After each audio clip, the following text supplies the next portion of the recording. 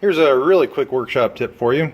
I don't have a dedicated 220 line in my workshop, and a lot of you may not either, but I do have a dryer, and I've been using my dryer plug to run my 220 tools for a long time. I just got a heavy-duty cord and put a dryer plug on the end, and that's my extension cord that runs my table saw, jointer, and bandsaw.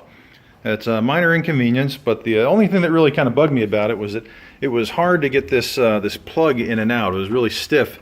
So it took a bit of effort, and every time I did it I could just see this thing moving back and forth, and that didn't seem like a good idea. So the easy fix for this is just to get some paste wax. I happen to have Johnson's. Pretty much any kind of good carnauba wax would do. And just put a little bit on your finger and rub it on your electrical contacts. I already did this one, so I don't need to do it again.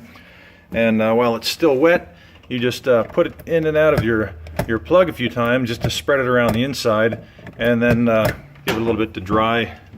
Really doesn't need any time to dry, but you can if you want.